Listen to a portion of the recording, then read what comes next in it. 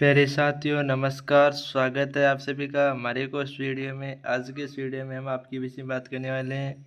आप हिंदी साहित्य के विद्यार्थी होंगे, हिंदी साहित्य का विद्यार्थी होंगे और आपकी एग्ज़ाम होगी मेरे हिसाब से 18 जुलाई को आपकी एग्ज़ाम होने वाली होगी और आप बीए सेमेस्टर 4th के आप स्टूडेंट होंगे। ठीक है, मेजर के अंतर्गत आपकी हिंदी साहित्य सब्जेक्ट होगी और आपके टॉपिक का नाम हिंदी नाटक और रंगमंच आपके टॉपिक का नाम होगा।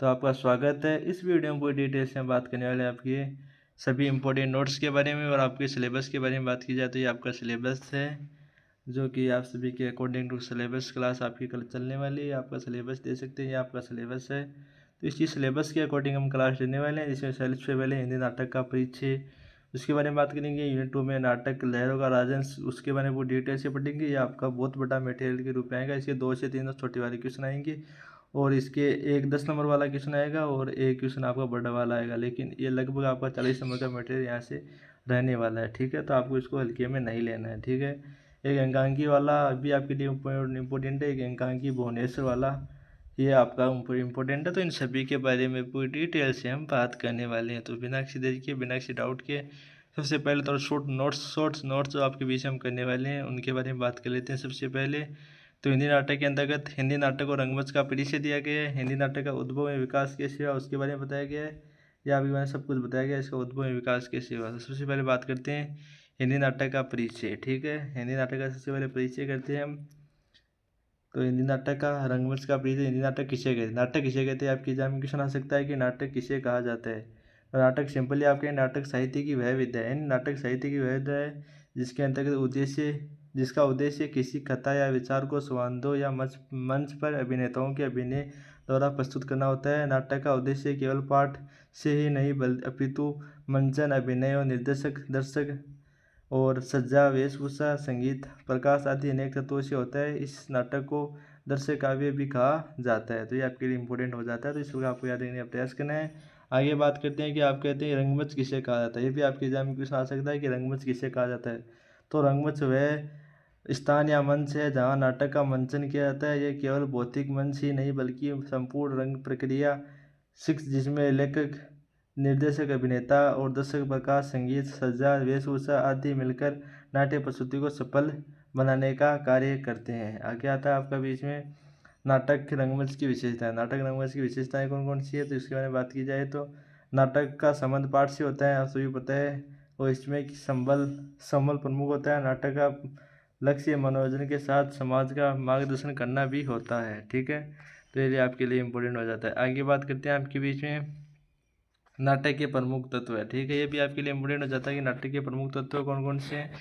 तो आपको सिंपली पढ़ने का प्रयास करना है। तो नाटक कथानक है, तो नाटक की कहानी या विषय वस्तु को कथानक कहा जाता है, आप सभी को पता है। पात्र कौन होता है, नाटक के चरित्र पात्र होते हैं, चरित्र। ठीक है, स्वांद पात्रों के बीच की बातचीत को स्वांद कहते हैं, बातचीत को स्वांद कहा जाता है। देश काल, घटना का समय और स्थान देश काल कहलाता है। संघर्ष, नायक को विरोधी शक्तियों का टकराव आपका संघर्ष कहलाता है। उद्देश्य क्या, नाटक का भावार्थ या संदेश देना उद्देश्य होता है। मंचन, नाटक का मंचन पर प्रस्तुतिकरण होता है। ठीक है, ये आपको समझने का प्रयास करना है। आगे बात करते हैं आपके इसे नाटक का उद्देश्य क्या है। नाटक का उद्देश्य क्या है, तो नाटक का उद्देश्य है मनोरंजन करना, सामाजिक वृत्तियों पर प्रहार करना, आदर्शों पर मूल्यांकनों की स्थापना करना, ऐतिहासिक, सांस्कृतिक और राष्ट्रीय चेतना का विकास करना, जन धारण को शिक्षित और जागरूक करना, ये इसका प्रमुख उद्देश्य माना जाता है। ठीक है, आगे आता है आपके बीच में लास्ट में ये आता है कि नाटक के प्रकार। नाटक के प्रकार कौन कौन से आते हैं, तो इनके बारे में बात की जाए। ऐतिहासिक नाटक, किसी ऐतिहासिक घटना या पात्र पर आधारित इसको ऐतिहासिक नाटक कहा जाता है। सामाजिक, तो सामाजिक समस्याओं पर आधारित सामाजिक नाटक होता है। और पौराणिक, तो पौराणिक कथाओं पर आधारित तो उसे पौराणिक नाटक कहा जाता है। और जो प्रश्न या हास्य नाटक, तो हंसी उत्पन्न करने वाले नाटक को प्रश्न कहा जाता है। एकांकी, एक ही अंक में पूर्ण होने वाले नाटक को एकांकी कहा जाता है। आगे आपके एकांकी का एक आगे बड़ा टॉपिक भी आएगा, तो आपको वहाँ पर इसके बाद और डिटेल से वो पढ़ेंगे। ठीक है, हम अब भारतीय रंगमंच के बारे में थोड़ा सा पढ़ते हैं। आपके सिलेबस में दिया गया है, तो उसी के अकॉर्डिंग थोड़ा सा और रीड कर लेते हैं। भारतीय रंगमंच। भारत में नाट्यकाल का इतिहास अत्यंत प्राचीन रहा है। आप सभी को पता है कि प्राचीन समय से भारत में रंगमंच प्राचीन समय से रहा है, जिसमें आपकी भरत मुनि का नाट्य शास्त्र नाट्यकाल का एक अद्वितीय ग्रंथ माना जाता है। नाट्य शास्त्र की रचना लगभग ईसा पूर्वी 2वीं शताब्दी ईसा पूर्व इसकी बीच मानी जाती है। इस नाटक में सिद्धांत, अभिनय, रस, भाव, वेशभूषा, संगीत, रंगभूषा और मंच आदि का विचित्र वर्णन किया जाता है। प्राचीन काल में नाटकों का मंचन राजाओं के दरबारों का धार्मिक उत्सव में होता है। और प्रमुख संस्कृत नाटककार कौन कौन से हैं? तो इसमें आपके कालिदास जी आते हैं, भांस आते हैं, शूद्रक आते हैं, विशाखदत्त आते हैं, भवनभूति आते हैं, दंडी आते हैं, हर्षवर्धन आदि आपके प्रमुख से आते हैं। ठीक है, तो आपको ये समझने का प्रयास करना है। आगे बात करते हैं आपके बीच में बात करते हैं तो मध्यकालीन जो आपका है ये मध्यकालीन वाला, ये भी आपके लिए इम्पोर्टेंट। मध्यकाल में संस्कृत नाटकों का स्थान धीरे धीरे लोक नाट्यों ने ले लिया है। भक्ति आंदोलन के प्रभाव से धार्मिक और सामाजिक विषयों पर आधारित नाट्य रूपों का विकास है। प्रमुख नाट्य रूप जैसे रामलीला, रासलीला, नौटंकी, स्वांग, तमाशा, यक्षगान, कथकली इनका प्रमुख रूप बटा है। इस नाट्य रूपों में गीत, संगीत, नृत्य और अभिनय का सौंदर्य समन्वय मिलता है। तो यहाँ पर आपको ये समझने का प्रयास करना है, जो कि आपके एग्जाम में बिल्कुल सेम डिटो आपके एग्जाम में क्वेश्चन आ सकते हैं। आधुनिक भारतीय रंगमंच से भी आपकी इम्पोर्टेंट है। तो 19वीं शताब्दी में आधुनिक रंगमंच का विकास हुआ था।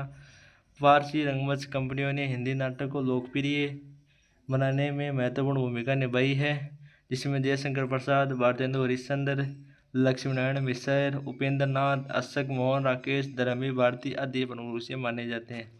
परीक्षा हेतु नाटक की परिभाषा एवं तत्व, उद्देश्य, प्रकार, भारतीय रंगमंच के प्राचीन, मध्यकालीन और आधुनिक रूप, संस्कृत नाटकों के प्रमुख ये आपको याद रखना। यहाँ से मैं कह रहा हूँ 100% आपका जो मैं बता रहा हूँ ना, इससे एक क्वेश्चन सिंगल क्वेश्चन बाहर नहीं जाएगा, ये मेरा आपसे दावा है। ठीक है, अब बात करते हैं आपके बीच में लहरों का राजहंस, जो कि आपके लिए बहुत ज़्यादा इम्पोर्टेंट है। लहरों का राजहंस, ठीक है, तो इसके बारे में पढ़ते हैं। ये भी आपके लिए इम्पोर्टेंट है, लहरों का राजहंस। ठीक है, ये लहरों का राजहंस वाला भी आपके लिए टॉपिक बहुत ज़्यादा इंपॉर्टेंट माना जाता है। तो इसके बारे में पढ़ते हैं थोड़ा सा डिटेल से आगे। इसमें सबसे पहले आपका आएगा मोहन राकेश का, ऋषि का है, मोहन राकेश का है। तो लहरों का राजहंस का लेखक कौन है? आप कहेंगे कि इसका लेखक या रचना का इसका मोहन राकेश है, लहरों का राजहंस। ठीक है, मोहन राकेश का तो कवि परिचय भी करेंगे, इनका जन्म कैसे होता है, कैसे इन संघर्ष के साथ आगे बढ़ते हैं, इनके थोड़ा सा परिचय के बारे में भी हम बात करने वाले हैं। ठीक है, तो मोहन राकेश का जन्म 8 जनवरी 1925 को अमृतसर पंजाब में हुआ था। ठीक है, 8 जनवरी 1925 को अमृतसर पंजाब में हुआ था। इनका मूल नाम मदन मोहन गुगलानी था, बाद में मोहन राकेश नाम से प्रसिद्ध था। ये हिंदी के प्रसिद्ध नाटककार, कथानक, उपन्यासकार माने जाते हैं। प्रमुख कृतियों में नाटक आषाढ़ का एक दिन, लहरों का राजहंस, आधे अधूरे, यानी 3 इसके प्रमुख ग्रंथ माने जाते हैं। तीनों को आपको याद रखना, आपके एग्जाम में क्वेश्चन आ सकता है कि मोहन राकेश के 2 ग्रंथों के नाम लिखिए, 2 कृतियों के नाम लिखिए, तो आप ये लिख कर आ जाना। कहानी संग्रह के बारे में बात की जाए तो इनका एक कहानी संग्रह भी, 2 कहानी संग्रह भी है, इंसान की खंडर में और मेरे समय। उपन्यास के बारे में बात कीजिए, अंधेरे बंद कमरे में। ठीक है, तो ये तीनों में से आपका एक क्वेश्चन आ सकता है। ठीक है, छोटे वाले क्वेश्चन में आ सकता है, तो आपको इसको याद करके जरूर जाना, जिससे कि आपके एग्जाम में एक भी क्वेश्चन है गलत ना हो सके।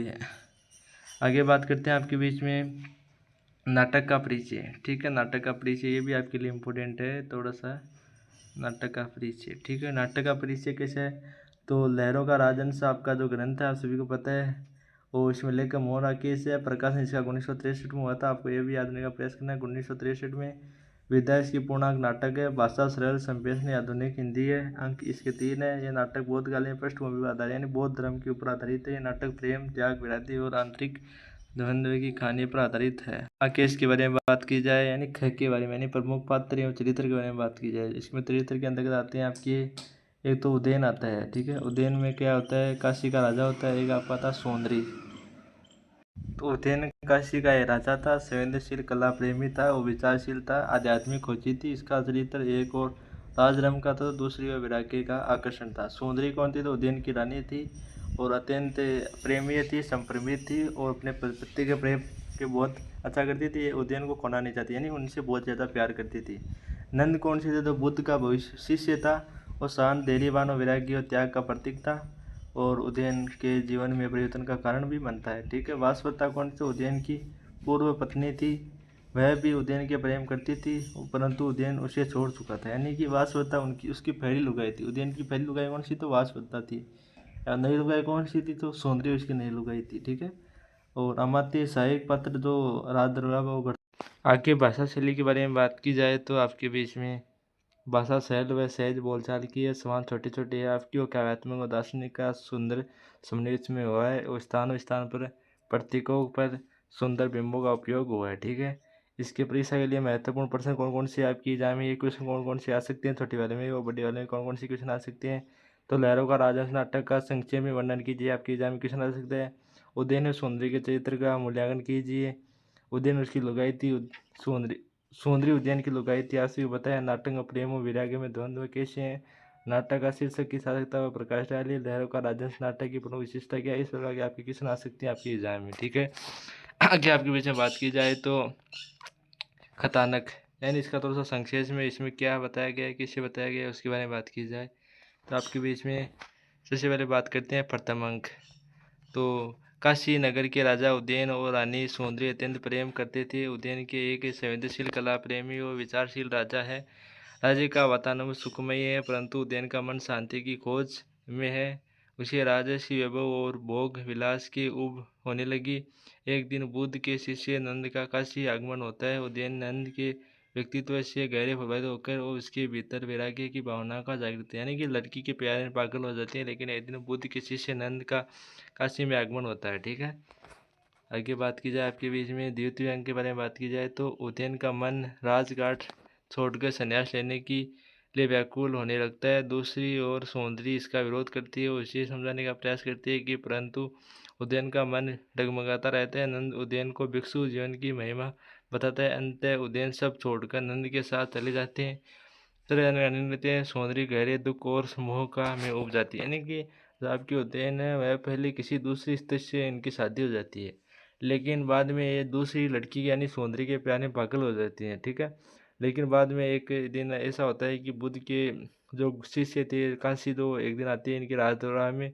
वो इन्हें समझाते हैं कि इन लड़कियों इन मोह माया में कुछ नहीं है, हम संन्यास लेते हैं। तो इसलिए संन्यास लेने के लिए तैयार हो जाता है और बुद्ध के साथ काशी चला जाता है, ठीक है। उसके साथ चला जाता है और संन्यास लेने का प्रयास करता है। उसके कारण आपकी सौंदर्य दुखी हो जाती है और दुख में चली जाती है, यानी प्यार में पागल हो जाती है।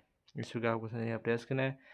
उदयन सन्यासी बन जाता है, इसका नाम शंतिदेव रख दिया जाता है। वह संयमित जीवन जीने का प्रयास करता है, परंतु उसके मन में सौंदर्य की स्मृतियाँ बार बार जाग उठती है। उसे अनुभव होता है कि उसके वैराग्य का मार्ग इतना सरल नहीं है और सौंदर्य भी उसे भूल नहीं पाती है। अंत में उदयन शांतिदेव समझता है कि त्याग केवल बाह्य नहीं आंतरिक होना चाहिए। नाटक का अंत उदयन के आत्मबोध के साथ रहने के बाद में उदयन को भी अपने प्यार की याद आती है कि मैं उसे क्यों छोड़ कर आया, वो मेरे लिए कितना प्यार करती थी। वो तो आप सही समझते हैं, वो सभी तो उसके धोखे हो रहे हैं, ठीक है। तो ये आपको समझने का प्रयास करना है, आपको इसको एग्जाम की दृष्टि से समझने का प्रयास करना है, आप इसको उल्टा न लिए। प्रेम और वैराग्य का द्वंद्व में होता है, इसमें कर्तव्य व व्यक्तित्व का आकांक्षा का संघर्ष होता है। त्याग व आत्मबोध के बारे में इसमें बात की जाती है। राजसत्ता बनाम आध्यात्मिक शांति के बारे में बताया जाता है। स्त्री पुरुष संबंधों की जटिलता बताई जाती है। त्याग बाहर का नहीं भीतर का होता है। ये लहरों का राजहंस का प्रमुख ग्रंथ माना जाता है। आपकी एग्जाम क्वेश्चन भी आ सकता है, ठीक है। प्रतीक एवं द्वंद्व के प्रतीक एवं बिंब के बारे में बात की जाती है, ठीक है। इसके बारे में थोड़ी सी बात कर लेते हैं। तो उदयन का प्रतीक जो सांसारिक जल लहरों में रहते हुए भी शुद्धता वैराग्य की खोज करता है। संसार की चंचलता अस्थिरता और आकर्षण का प्रतीक है। वैराग्य आंतरिक शांति खोज का प्रतीक है। नाटक की विशेषता तो बहुत गलत पृष्ठभूमि पर आधारित आधुनिक नाटक है। आंतरिक मनोविज्ञान और द्वंद्व का सशक्त चित्रण करता है। सौंदर्य विचार और गहराई दार्शनिकता करता है। प्रेम त्याग और वैराग्य की समकालीन थीम है और मंचीय प्रस्तुति की दृष्टि से सशक्त और प्रभावी माना जाता है, ठीक है। ये महत्वपूर्ण तथ्य इसमें 1963 में प्रकाशित होता है। ये नाटक बौद्धकालीन राजा का अध्ययन की किताब पर आधारित होता है। इसमें मानव के द्वंद्व आत्मकूट की यात्रा को दिखाया जाता है। नाटक का शीर्षक लहरों का राजहंस अत्यंत शीर्षात्मक और प्रतीकात्मक माना जाता है। तो इस प्रकार समझने का प्रयास करना है आप सभी को। अब यूनिट 3 के बारे में बात करते हैं, अंकांकी के बारे में बात करते हैं, ठीक है। इसमें 4 आपके लेखक हैं, उन सभी के बारे में बात की जाएगी। तो आपको इसको डिटेल से देखना है। अंकांकी के बारे में बात करने वाले हैं हम, ठीक है। यूनिट 3 के बारे में तो अंकांकी में आपको आता है तो भुवनेश्वर आता है। एक औरंगजेब की आखिरी रात में आपका डॉक्टर रामकुशा वर्मा आता है। ये मकड़ी का जला में आपके जगदीश चंद्र माथुर आता है। उत्तर सबसे पहला आता है उत्तर भुवनेश्वर का, ये कथन है। तो उत्तर के बारे में बात की जाए, लेखक परिचय के बारे में बात की जाए आपके बीच में, तो लेखक भुवनेश्वर का जन्म कहाँ पर होता है, तो 1910 में होता है। वे प्रसिद्ध हिंदी एकांकी कवि व कथाकार थे। उनकी भाषा सहज भावनापूर्ण और सार्थक थी। रचनाकाल इसका 1940 माना जाता है। विद्या इसकी एकांकी मानी जाती है। पात्र में जयंत मुख्य पात्र माना जाता है और नाती का सेवक मानी जाती है। जयंत अपने प्रेम में असफल होकर जीवन में निराशा हो जाता है। नायिका उसे जीवन में आगे बढ़ने के लिए प्रेरणा देती है। उसका कहना है कि जीवन में पराजय अंत नहीं बल्कि नई सफलता का आरंभ है। एकांकी का अंत जयंत की आशावादी दृष्टिकोण के साथ होता है। ठीक है, यह आपको प्रयास करना है। ये भी प्रेम का ही ग्रंथ, आपको इस प्रकार इसको प्रेम के रूप में समझना है। ठीक है, एकांकी निराशा से आशा की ओर ले जाती है। नायिका के पर एक स्वान एकांकी की आत्मा है। मानव जीवन में धैर्य, साहस और आशा का महत्व प्रतिपादित है। भाषा सरल और भाव प्रदान प्रभावशील है। मुख्य संदेश क्या है, तो इसमें जीवन में असफलता में घबराना नहीं चाहिए। धैर्य, साहस और आशा ही सफलता मिलती है। ठीक है, ये आपको नया प्रयास करना है। औरंगजेब की आखिरी रात। ठीक है, औरंगजेब की आखिरी रात क्या होता है। लेखक परिचय बात की जाए तो आपका डॉक्टर रामकुमार वर्मा इसके लेखक रत्नाकार है। 1905 में इनका जन्म होता है। 1990 में इनकी मृत्यु हो जाती है। लगभग 85 वर्ष ये जीते हैं। वो एकांकी नाटककार और साहित्यकार थे। इतिहास पर आधारित इनकी घटनाएं। लगभग 1946 में इन्होंने इसकी रचना की थी। ऐतिहासिक एकांकी इसकी विधा है। औरंगजेब, अकबर व आजम इसके मुख्य पात्र है। औरंगजेब की मृत्यु से एक रात पहले का दृश्य है। वह अपने जीवन के पश्चात करता है। उसे अपने पिता शाहजहां, भाई दारा शिकोह और निर्दोष लोगों के साथ किए गए अत्याचार याद आते हैं। यानी कि उसने तो अलग अलग लोगों को परेशान किया था, वो याद आते हैं। उसके सामने उसका अंतकार अकबर के रूप में प्रकट होकर उसे प्रश्न करता है। अंत औरंगजेब पश्चात वो अकेलापन की पीड़ा के साथ जीवन में विदा ले लेता है और मर जाता है। औरंगजेब का पश्चात एकांकी का केंद्र है। सत्ता, स्वार्थ और क्रूरता का परिणाम विनाश और अकेलापन है। इतिहास के माध्यम से समकालीन समाज को संदेश दिया है। शांत, गंभीर और प्रभावशाली ऐतिहासिक वातावरण से युक्त है। ठीक है, आगे बात की जाए आपकी अन्याय, अत्याचार, स्वार्थ से प्राप्त सत्ता अंत पश्चात को विनाशी देती है। मानव को सदैव धर्म और न्याय के मार्ग पर ही चलना चाहिए। इस प्रकार से नया प्रयास करना। आगे आता है आपका मकड़ी का जाल। ये भी आपके लिए इम्पोर्टेंट है। मकड़ी का जाल भी आपके लिए इम्पोर्टेंट है। इसके लेखक रत्नाकार आपके हैं जगदीश चंद्र माथुर। तो ये भी समझने का प्रयास करना है। ठीक है, लेखक जगदीश माथुर। 1917 में इनका जन्म होता है। 1998 में इनकी मृत्यु हो जाती है। ठीक है, 1998 में इनकी मृत्यु हो जाती है। बहुत कम समय के लिए जिंदा रहते हैं। कि सुप्रसिद्ध आपके एकांकी के नाटक रचनाकार थे। रचनाकार लगभग 1952 में किया था। विद्या एकांकी थी। रचना कमला बच्चा सेवक था। रमेश मकड़ी नहीं बल्कि मकड़ी के जाले की तरह संबंधों में उलझाता है। व्यक्ति वह अपने स्वार्थ, अहंकार और संगीत सोच के कारण अपने ही परिवार को दुख पहुंचाता है। अंत में उसे अपने व्यवहार का एहसास होता है और वह संबंधों की सच्ची महत्व को समझता है। मकड़ी का जाला संबंधों में उलझन है। परिवार में त्याग को महत्व को समझना चाहिए। परिवार के लोगों के साथ सही व्यवहार करना चाहिए। स्वार्थ और अहंकार मनुष्य को संबंधों में उलझा देता है। प्रेम, त्याग और समझ से ही सुखमय जीवन बनता है। इसमें 3 एकांकियों की समानताएं हैं। 3 एकांकियों में समानता है। आपके बीच में इसको रेट कर सकते हैं, आपके लिए इम्पोर्टेंट है। अगर नहीं करना चाहते तो कोई दिक्कत वाली बात नहीं है। यूनिट है 4th। एकांकी वाला आपके लिए इम्पोर्टेंट है। एकांकी आपकी एक आप ग्रंथ कह सकती हो, इसको एक कहानी कह सकती हो, आपको जो चाहिए वो कह सकती हो। हरी घास पर गूठे पर, यह आपकी सुरेंद्र वर्मा की। अन्न का प्रकाश आपको उदय शंकर बद गए और लक्ष्मी का स्वागत उपेंद्र नाथ अशक का है। ठीक है, तो सबसे पहले बात करते हैं हरी घास के बारे में। हरी घास क्या है, कैसे है, हरी घास के बारे में बात कर लेते हैं सबसे पहले। तो हरी घास के रत्नाकार आप सभी को पता है कि सुरेंद्र वर्मा है। इनका जन्म 1941 में हुआ। वे हिंदी के प्रसिद्ध नाटक का एकांकी और कथाकार है। उनकी रचनाएं जीवन की, मनुष्य की आंतरिक वेदनाओं और सामाजिक यथार्थ को उजागर करती है। और 1960 में इसका रचनाकार किया था। और एकांकी इसकी विधा है। एकांकी आप सभी बताया कि एकांकी के बारे में बात करें तो एकांकी इसकी विधा है।